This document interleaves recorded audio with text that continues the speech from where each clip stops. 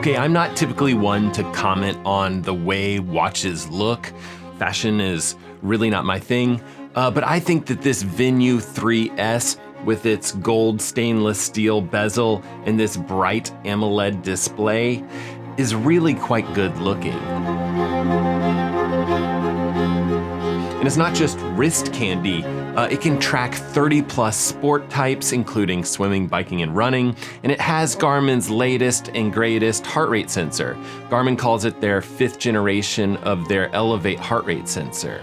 But there's a few things that I'm actually gutted that are missing from this watch. For example, it's missing a few swim features, which really does kind of make or break it for those of us that like to swim. And it doesn't have a triathlon mode. But we're gonna get into all of that, talk about data accuracy, what makes this watch different than the other Garmin options that are out there, and a ton more when it comes to the Garmin Venu 3.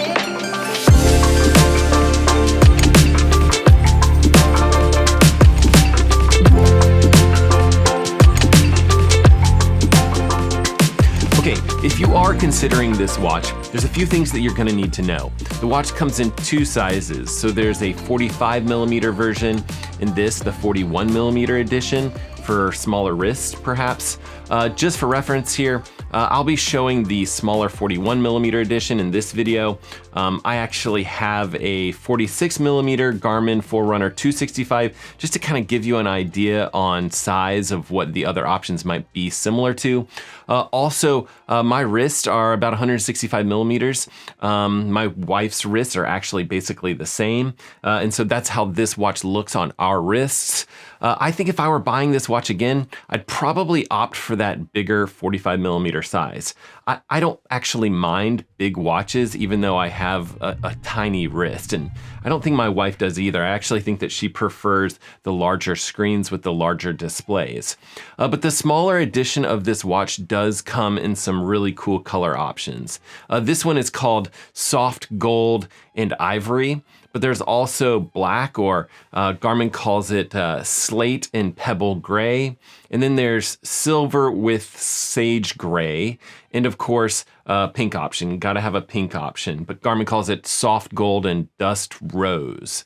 The larger 45mm edition basically just comes in white or black, and the larger edition has a 1.4-inch screen, so bigger screen and more resolution. 450 by 454 pixels for that one, compared to this one, which is a 1.2-inch display, 390 by 390 pixels. But there's no difference in price regardless of what size you choose. It's a $450 watch, and at the time of recording this, I'm not actually seeing a ton of discounts or deals online. In fact, I wasn't able to find this watch for quite a while. The only guy that I knew who had this watch was over 5,000 miles away from where I live. And I sure as hell wasn't gonna go all the way over there just to grab it.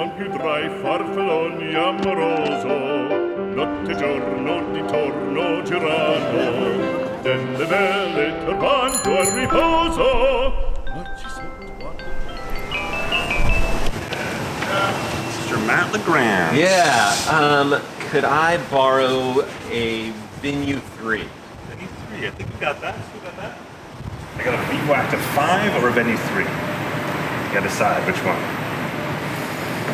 No, Venu. It's confusing, isn't it? Venu 3, Vivo Active 5.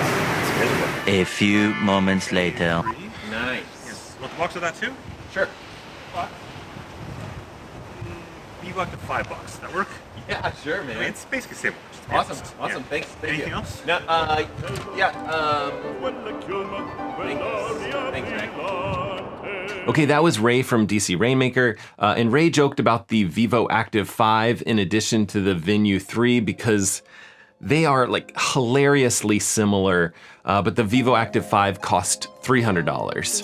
And I don't actually have the Vivo Active 5 on hand, but I do want to discuss some other competitive options for you guys to consider when you are considering the Venu 3.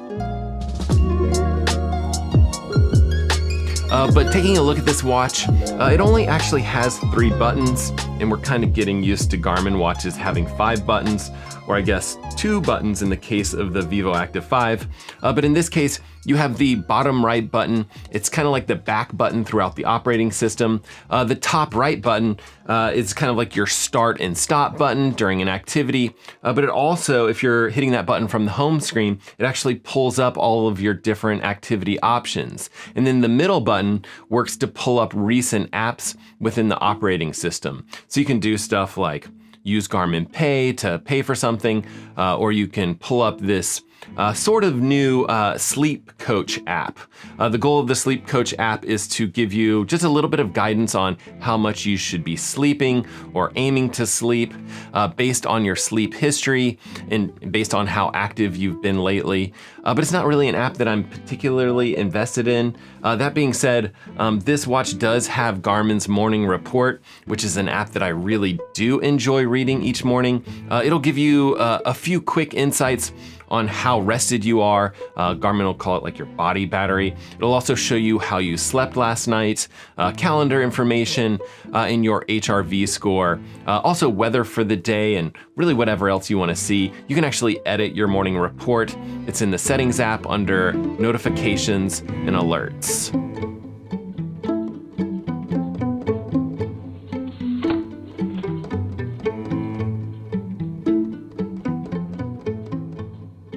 And I actually tend to prefer operating watches with buttons as opposed to touchscreens.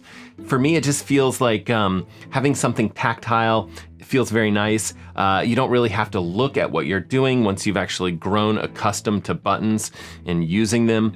But this watch does really lend itself to using the touchscreen. I haven't had any issues with it, and I found it to be fairly responsive with my time using it. Also, unlike the Vivo Active 5, and really a lot of Garmin devices, the Venu 3 and the Venu 3S have a built-in microphone and speakers. I wouldn't recommend using the speakers as just like your everyday speaker or something weird like that. But for like phone calls or little things like that, I think the speaker is solid here. And because this watch has a built-in microphone, you can use it to pull up Siri on the iPhone or on Google Assistant if you're on Android, and you can ask it to do stuff for you. You can also use the smartphone assistant to reply to text messages, which it's kind of a workaround because Apple actually only allows its own Apple Watch to do that kind of stuff, that kind of direct notification replies. So that's kind of nice about the Venu 3 as well. Text Raymaker and tell him that I've been taking really good care of his Venu 3 over the past 100 days. To Ray, I've been taking really good care of his Venu 3 over the past 100 days. Do you want to send it or change it? And since this is a review after 100 days, I think it's worth taking a close look at how this watch is holding up and how durable it's been over the past 100 days. And I know that I've dropped it a few times, but for the most part, I think it's holding up extremely well. And I know that my wife has been using this watch a lot as well, and I think that she's taking really good care of it, or at least that's the way it looks. I'm actually using a fair amount of macro lens shots just within here, just because that's gonna amplify any sort of scratches or blemishes. But just to my naked eyes, I don't actually see a ton of issues with this watch just yet. And that lens material is Corning Gorilla Glass 3. It should hold up to occasional scratches, or maybe if your car keys come into contact with it or stuff like that, but it can definitely be scratched. And they do make lens covers for this watch, so if you're worried about it, I think it's worth it, and I'll link to a few below this video.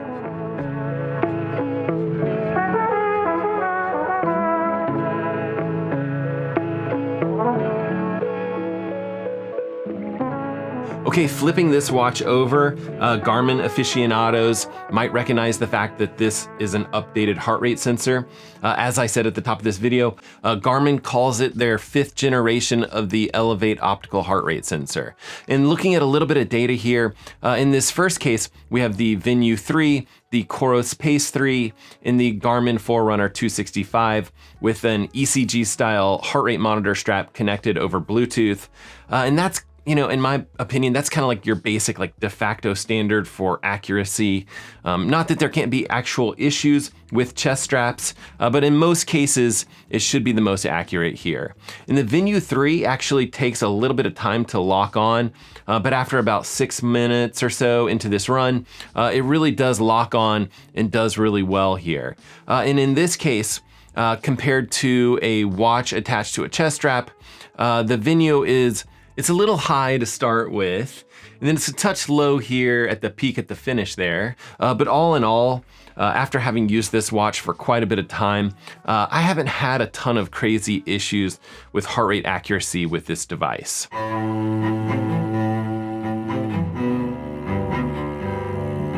Now, as part of this new Elevate optical heart rate sensor, the Venu 3 will provide a live ECG reading for you. But that optical heart rate sensor, it does have an option to show you your SpO2 or your oxygen saturation in your blood. Garmin calls it their Pulse Ox feature. Something that Apple is now missing, but it might be something that you want to keep an eye on if you are traveling to altitude or something like that. Otherwise, it should be in the upper 90s. I've been setting mine to be turned on while I've been sleeping, just because I was interested to see if I was snoring or having some sleep apnea issues, and seeing if the watch would show any signs of sleeping issues. Spoiler, I wasn't actually able to notice or detect anything like that. But turning this on all day or even during sleep does drain the battery on the watch a good bit. So I will say it's probably not worth using too much unless you think that you need it on for some reason. Now, speaking of battery life, I've been seeing about 5 days or so with this smaller Venu 3S. But there's a mode on here where you can actually switch off the always on display, and you'll get somewhere along the lines of 10 days with this watch. The larger 45mm Venu 3 has more battery space, and it can go about 2 weeks in that raise to wake mode. So if you're on the fence on size, and the color options aren't swaying your decision, I would definitely opt for the larger size. But there's kind of 2 ways to look at battery life. So just like your everyday use, but also the amount of battery life the watch can provide when you're out in the middle of some sort of battery intensive GPS activity. Here's a quick chart. So while the Venu 3 doesn't have dual band GPS, it does have a few different GPS options which will affect battery life. So there's the basic GPS, which can go 21 hours, in the all systems GNSS mode, which is the default, and that's what I've mostly been using, and it can go about 15 hours.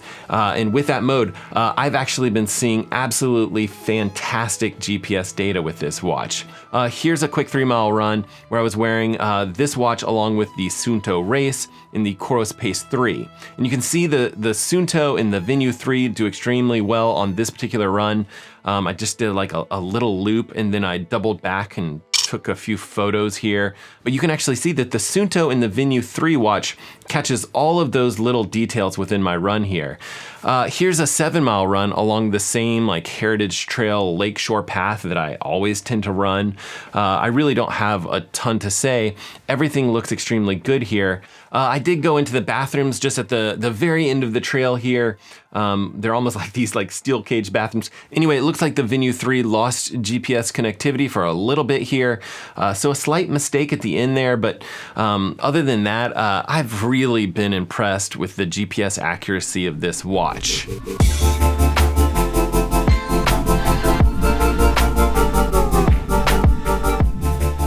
Now, I don't have a lot of things that I'd want to be different on the Venu 3, but after swimming with this watch, from what I can tell, Garmin doesn't seem to have a way to put this watch into like a swim drill mode where you can actually kind of like do a kick set or whatever and specify your distance. And there's a ton of companies that are very similar to this watch. They don't have like a drill mode, but that's that one thing that really kind of distinguishes Garmin watches from other watches, at least when we're talking about the swim activity specifically, because without that information, if you do any sort of kicks or any sort of drills, you're not going to end up with the correct distance at the end of your swim. Now, like a lot of AMOLED watches on the market, the Garmin Venu 3 gives the user the option to use the screen itself as a flashlight. There's basically 3 different levels of brightness, and then there's a red light mode. And I appreciate these options. But I think I've kind of grown spoiled with my Phoenix level watches having an actually dedicated flashlight built into the front lip of the device. It's crazy. It's something that I miss whenever I'm wearing a watch that doesn't have it. The Venu 3 is also missing a triathlon mode activity type. I find it a little bit odd because they have open water, they have cycling, and they have running. But Garmin isn't like putting it all together, or at least they're not allowing us to put all 3 of those together with a specific triathlon mode for this watch. So I will say, depending on your priorities, it might be worth considering a few other options.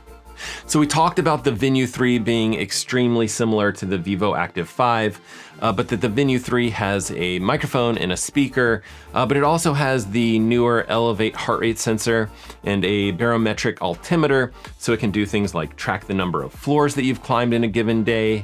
The Vivo Active 5 is also missing Garmin's jet lag advisor feature. It's also missing a few climbing activity profiles and the ability to connect to and show cycling power meter data. It's also got that older heart rate sensor. Not that I've found that heart rate sensor is inaccurate, so I don't know if that's necessarily like the decisive factor for these particular things, but it also won't support ECG in the future. But at $300, for some of you guys, that might be the perfect watch at a perfect price, and you might be willing to give up on some of those features. The Garmin Forerunner 265 is another obvious comparison to this watch, just because they're priced the exact same at $450 and because they have a similar AMOLED display. The main difference is that the 265 has 5 buttons, and it has a training readiness score, which is it's a relatively new metric from Garmin that combines your recent acute load, your VO2 max estimation, stress, how you've been sleeping, and your general recovering needs, all into a score from 0 to 100. The 265 also has that triathlon mode, running track mode, but the Forerunner 265 doesn't have a microphone, and it doesn't have a speaker, and it doesn't actually have that new Elevate heart rate sensor that supports capabilities of doing things like the ECG, like the Venu 3 has. Another serious option to consider might be something like the Apple Watch Series 9. That is assuming that you are deep within the Apple ecosystem. Remember that Apple Watches don't work with anything except for the iPhone, won't work with an Android phone, for example. But that watch costs either $400 or $430 depending on size. And it does have a microphone and speaker similar to this one. In the Apple Watch, it really does a good job of tracking GPS and getting heart rate from your wrist. And it also has a triathlon option. So, I mean, I'm just saying, Garmin, step it up.